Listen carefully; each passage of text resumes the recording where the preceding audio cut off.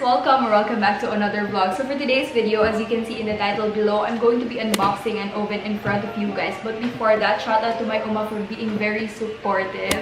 Thank you so much. I love you. The reason why I wanted to open this in front of you guys because a lot of people messaged me on Instagram to do an unboxing video, and they also asked me about the price and how big the oven is. Yung size niya is sakto lang, hindi siya sobrang liit and hindi din siya sobrang laki, like parang nasa medium size lang siya. So ayan, may dala pa akong measuring tape dito para ma-measure natin kung gaano siya kalaki. Plus I got it for a very good price. It's so affordable for an oven na I think this oven is perfect for beginners like me since yeah, yun nga, baguhan pa lang ako and na-inspire lang ako mag-bake-bake ng dahil ni Mommy Heidi at saka ni Hazel King. Ayan, natutuwa talaga ako sa mga videos nila. Ang ingay, no?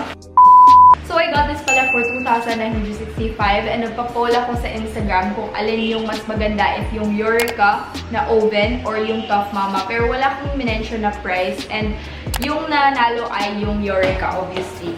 So I bought this sa First Family Appliance sa Gaisano dito sa province namin and meron siyang 7 days replacement and 6 months warranty.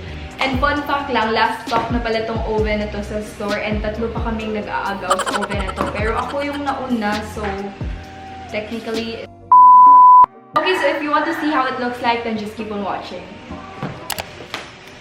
Oh my god, first time ko mag-unbox ng home appliance sa channel ko.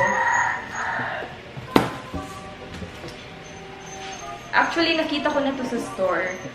So, ina-unbox ko siya for you guys.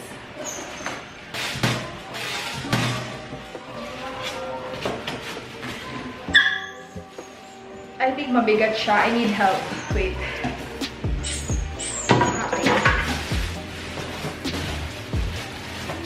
Okay. We can do this.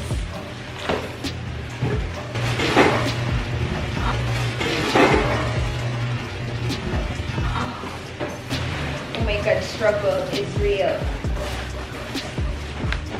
Help! Oh my gosh, mabigat pala siya, girl. Whew.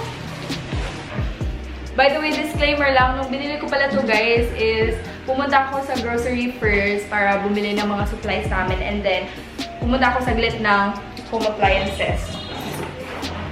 Okay. So, meron siyang 30 liters capacity for cooking function, rotisserie. I don't know how to read it, but let me know. Comment down below. Okay, so this is how it looks like. Tara! Tapos, nandito sa loob yung mga, ibang tools. Ibang tools niya.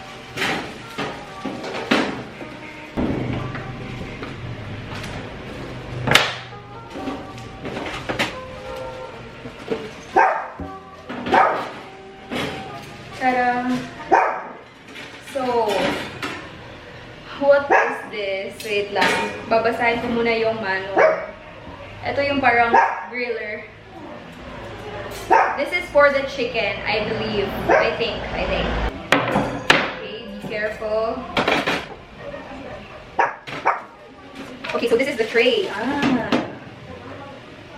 I see.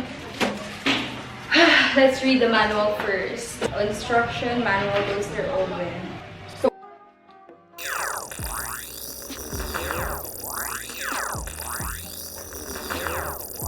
So, nandito lahat yung mga components or mga parts ng oven na to. So, first, this is the bake tray. This is how it looks like.